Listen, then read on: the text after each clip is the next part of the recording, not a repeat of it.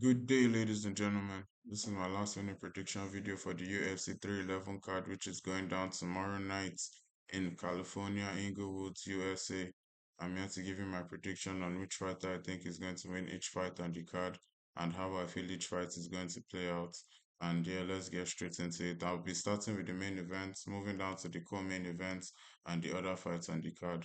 Would have done a longer video at the beginning of the week, but I've been busy, but still we have to get to it. We'll only get better from here on out. So let's start with Islam Makhachev versus Tsarukyan. I feel Islam is going to win this fight. I mean, don't get me wrong, I'm not saying it's going to be an easy fight for him though, but the truth is, Amon is a very good fighter. I mean, the way he fights, sometimes the aggression he comes with, it's like you saw the first fights, the way it played out. I mean, Amon is a very good fighter, but I just feel Islam is better than him everywhere. I feel whatever Amon could do, Islam could do it better. I mean, okay, let's look at it this way. Do you see Amon submitting Islam? I don't think you do, same with me. Or do we see Amon TKOing Islam? There's a probability there, but it's very slight, like it's a very, very low chance of that happening. So I don't know. I just see Islam winning this fight. Okay. Amo could win a decision, but that's a very big if. That's a very big if. I don't see Amon winning this. Sorry, I don't see Amon winning a decision against Islam. I mean, I feel Islam is just too well rounded at this point. I know Amon has gotten better since the first time they fought. Same with Islam, but I mean, Islam knowing this guy brought challenges the first time they fought. I mean, Islam having that knowledge. That's the thing about the Dagestan brothers, man. These guys, they don't leave any stone unturned. Like they push themselves to the limits. So Islam with his team knowing this guy is a game fighter, this guy came to fight the first time and they would only come to do that again. They've seen him evolve over the years. I'm sure they've also thought about it that someday Islam may have to fight this guy again. So I'm sure Islam is well prepared. I mean, you can even notice there's a sense of calmness to him. Not like he's overlooking Amon. Don't get me that. I don't think Islam is doing that, but Islam seems so calm and relaxed right now, and I actually like the energy I'm feeling from that. I like the way Islam is, like the way he's carrying himself. He even said it is going to be a tough fight, but I feel Islam has tools and knows what to do to come out on top. So Amon, you're a good fighter. I mean, you've had amazing fights, but Islam's got the win. I know like people would want to say Amon's boxing might be dangerous for Islam, but Islam just fought Dustin, and we saw how that fight went. I mean, we all knew Islam was going into that fight with a staph infection, and Islam still put it on Dustin, man. Like, Islam was in the pockets with Dustin. Who else does that? People who try that to Dustin, I mean, they get TKO. So, I don't know. Islam is better everywhere, if you ask me. Probably maybe in the kicks, though. Amon has way better kicks. I mean, the dude's flexibility is crazy, but I see Islam winning this fight. I don't really think there's much Amon could do to really stop Islam from doing what Islam has to do. It's going to be an amazing fight. That I know it's going to be some high level MMA. I mean we might see the best of wrestling ever in the UFC in this fight. So trust me, it's going to be a good fight. But I'm picking Islam to win. Moving on to the next fight. Marab Develajri versus Umar Nurmagomedov. Ah, this fight is similar to the first fight, to the main event, though. I mean, and the truth is, yeah, the Nurmagomedov name right now, if Umar and Islam can pull this off tomorrow night, I have a feeling these guys are in the discussion of being the modern day Gracie family. Let's be honest, look at what they've done in the sports, even outside of the UFC. Like, these guys are just dominant. I know sometimes people want to be like, oh, all they do is grapple, but if you think about it, they're like the best exciting grapplers you have in MMA right now. I mean, aside people like Hamzat, I mean, when the Dagestan brothers come into the building, when the Magomedov family and training partners come into the building, those guys, they always deliver. Let's be honest. I mean, like, the name is what's the hype. The Magomedov name right now. These guys, they've put in so much work. Well, back to the co-main event, man. I think Umar has what it takes to win this fight. My only problem is this motherfucker right here called Marab. This dude doesn't get tired. That the truth is, Umar is a better grappler. Umar is a better striker. It's not even a question. We could say the same thing for Peter Yan, but look what this motherfucker did to Peter Yan. We all know Peter Yan to get better the longer the fight goes, but look at what this bastard.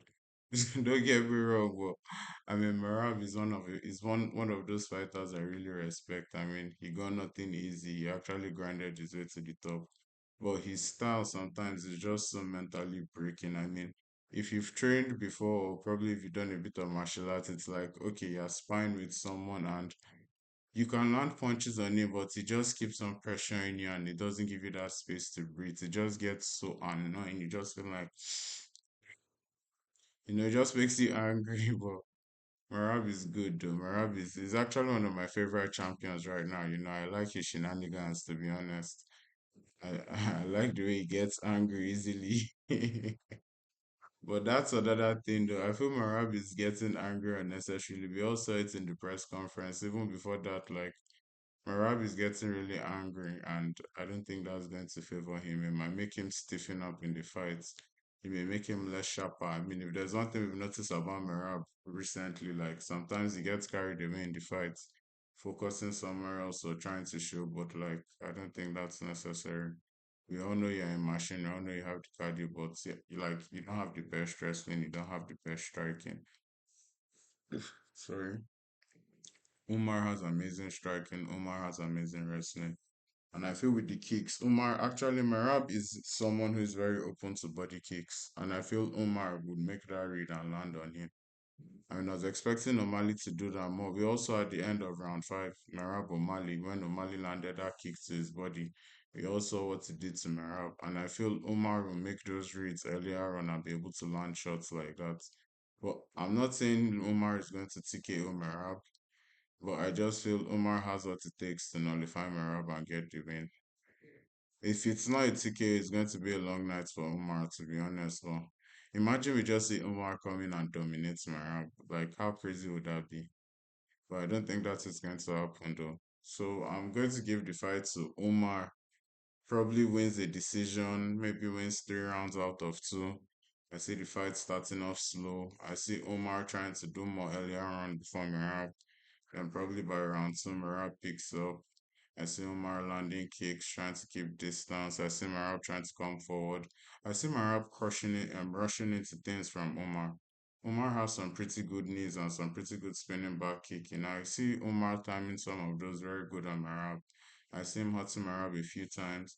I see Marab taking him down, but Omar gets back up or gets top position. Top position.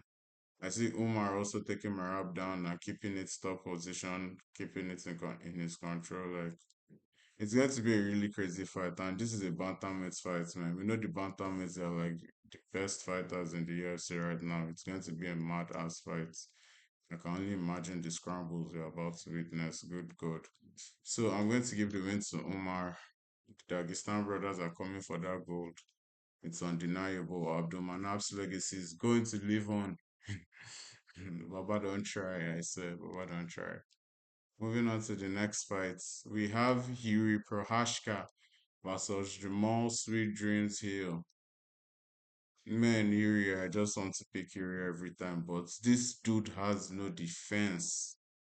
Like you're in light heavyweight division. Heavyweight, there's a reason why it's written after light. Like you need to fucking guard your face. Stop using your head to block punches. Stop it. Like no one wants to see that.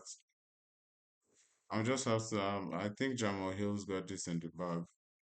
Yuri is my man. Yuri every day, all day, but I just have to be honest. I mean, I see Jamal Hill being able to land some jabs earlier on, being able to, throw some feints in there, and I see him catching Yuri with some big punches. I don't think this fight is going to go beyond round two. I mean, I see Hill having the timing to be able to land something dangerous on Yuri. And I see Yuri not making any adjustment after the Pereira fight, still coming to fight the same way he always does. And we understand, yeah, it's not easy being tough. Like that's if you are tough, you could break anybody. Like that's basically his way, the way he wins. He just comes out, grits down, takes everything you throw at him, and you get exhausted, then he starts to take over the fight. But you can't do that at light heavyweight. I mean, we saw Tony Ferguson do that at lightweight, and look at how we ended for him. That's just it, man. It's a fighting man sport. You have to be smart. Damage doesn't go away; it just keeps building. So, I mean, don't get me wrong. I know Yuri is strong. Yuri is not slouch. Like, I'm not saying Hill is going to just walk over him from start to finish of the fight, but I just feel Hill has that edge, especially in the kickboxing. I mean, Yuri's kickboxing is okay, but let's be honest, it's the toughness that gets him going, man. The toughness is what just gets him going. And I feel Hill will be able to find shots that could really rock Yuri, and if Yuri is rocked in front of Hill, I see Hill putting him away. So I'm gonna have to go with Jamal Hill winning this fight in the second round, touching Yuri up a bit in round one. Yuri doing all what it does normally every time, dipping his head, moving to the side for no reason, trying to dash in, but yeah, cut the jab. Like, Yuri, please just learn some defense. Like, if you throw a jab out there once in a while, if you feint throw a jab, it's not bad. Feint one, two, like, I mean, you shouldn't be that predictable, man. Come on, Yuri. Please work on your defense. Prove me wrong. I'm begging. So I have to go with my brother Jamal Hill, man. Jamal is putting Yuri out in this fight. There's nothing else to say about it. Moving on to the next fight. Benil Dariush versus Renato Moni Mohicano. I cannot afford to lose, brother. Moicano in the building, Moicano in the building. I'm gonna have to give it to my boy Moicano. Moicano is definitely going to win this fight. I mean, okay, the thing is, they are basically the same age, but looking at these two men and their fighting styles, Benel seems to be older, to be honest. I mean, I'm not saying Benel is actually good, but there's a problem with his style here. Like, it's kind of ploddy. Like, I think if you are sharp on your feet and on your toes with good reflex, you could beat Benel. To be honest, that's what I say about Benel's game. Like, I feel fighters with fast twitch muscles would always be a problem for Benel. And I won't say Moicano really has fast twitch muscles like that, though, but I think Moicano has the tools to nullify whatever Benel wants to do. I think Moicano might win this fight by submission, if you ask me. Yeah, because I see Benel open in the grappling in a lot of things where Moicano can, take advantage of that. But hmm, how does this fight play out? How does this fight play out? Moicano is definitely going to win, but probably a decision or a round three submission. I see Benil trying to be active early on in the fight, trying to rush into Moicano. I see Moicano's defense holding up. Then I see Benil getting sloppy, making some mistakes.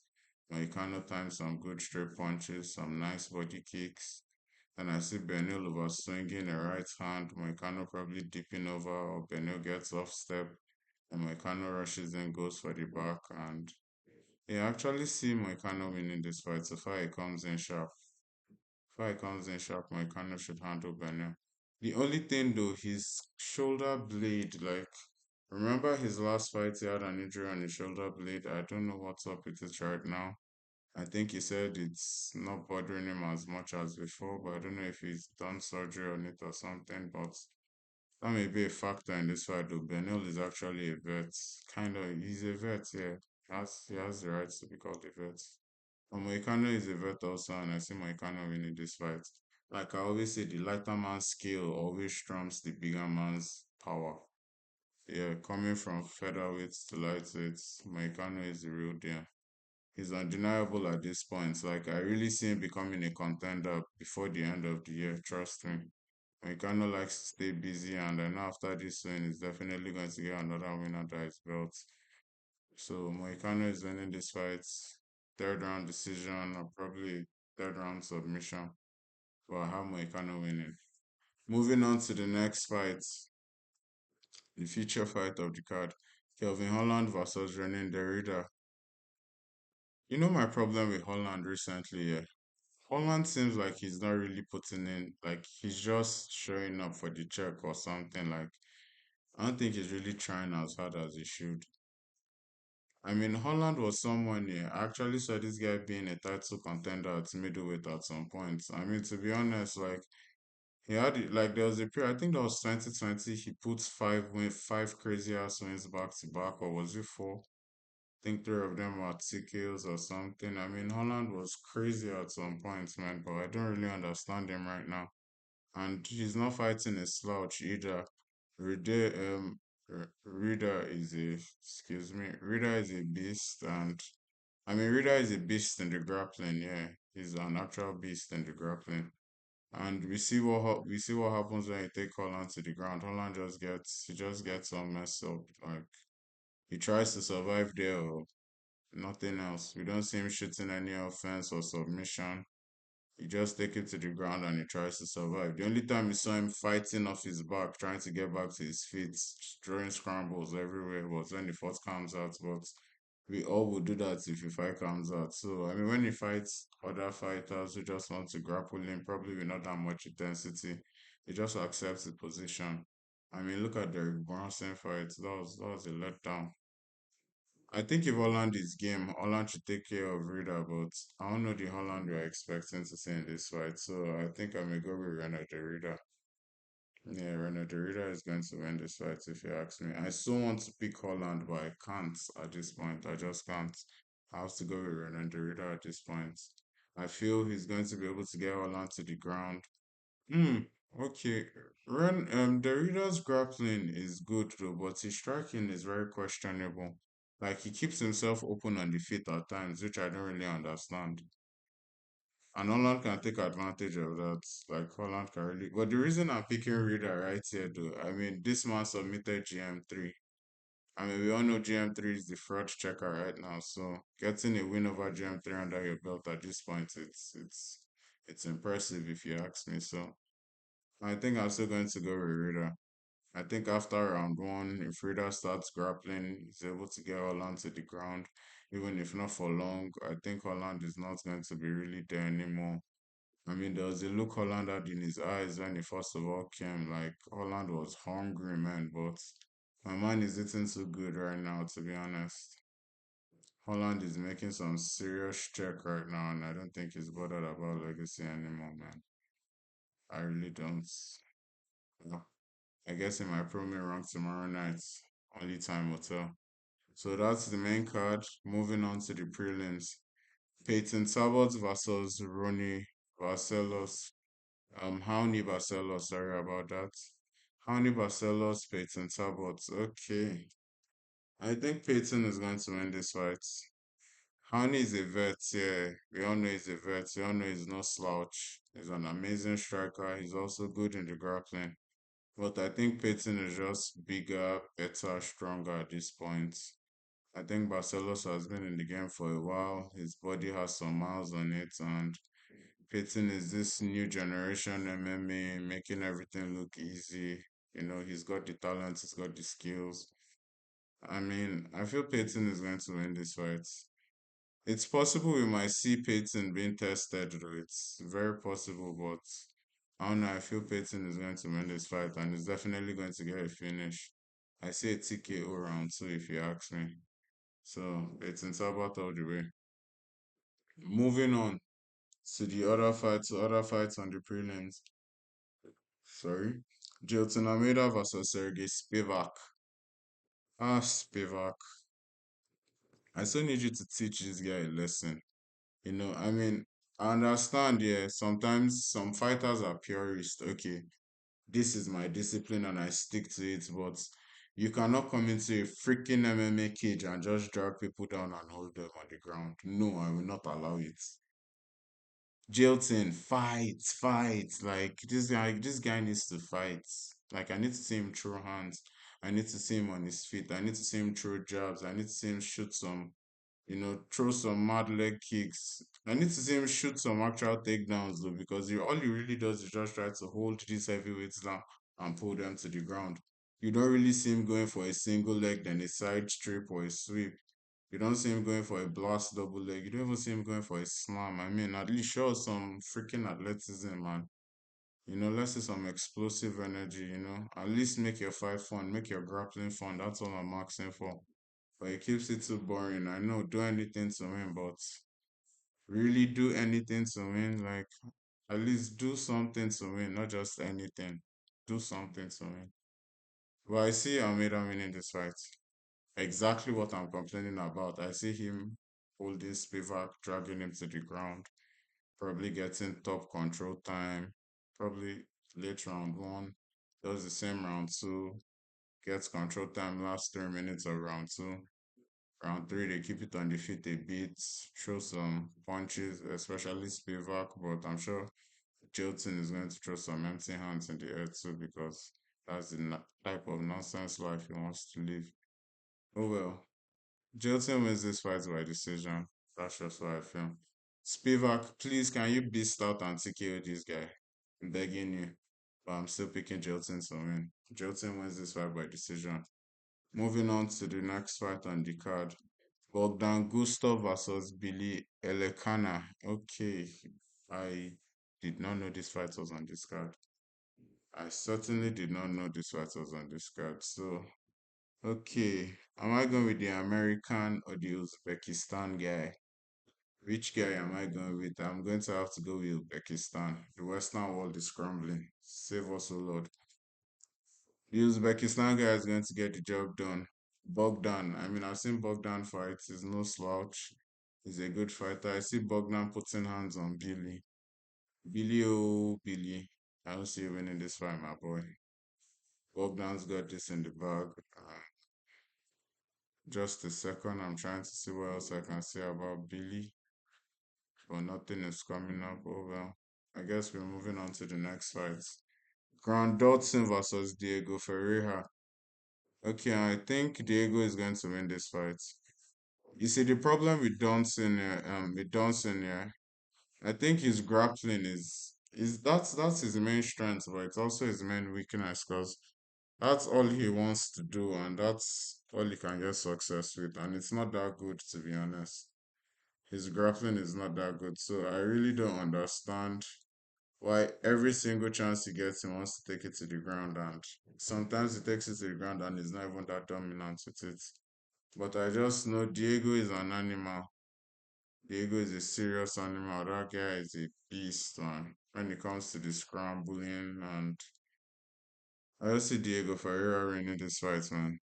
I probably say TKO from him if you ask me. TKO in around three, yeah. Diego Ferreira wins this fight round three TKO. I mean, Dotson actually has a chance though. I mean, don't get me wrong, Diego is good, but he's also up there in age, and I don't think he's as sharp as he used to be. But I mean, when it comes to the scrambles, though, this dude doesn't want to stay on the ground. That's one thing I know about Diego. He wants to stand and throw hands. And I feel Dotson isn't ready for this, man. Dotson isn't ready for what Diego is going to bring. So I feel Diego is winning this fight round 3 TKO, dropping Dotson probably in round one or two, still putting the pressure on him, landing some strikes, defending takedowns, keeps on pushing him down every time he shoots, sprawls to his back, probably around 2 TKO, yeah. You know, I could still see a sequence of Dotson trying to shoot on him after getting hot, then he sprawls perfectly, then gets the back and just starts landing punches from behind on Dotson by the side of the head. And the referee calls it off. I still see that happening. But I guess we'll find out tomorrow. This is my prediction for the main card and the prelims. But I've done the early prelims, but I really didn't research majority of these fights to be honest. I just don't want to give my naked opinions. I'm not that terrible of a person, so yeah, I think I'm going to leave it at the main card and the prelims. Please like and subscribe. Let me get feedback from y'all. Like I always say, the content is only going to keep on getting better. So you better jump on board now. And thank you for watching. Till next time, goodbye.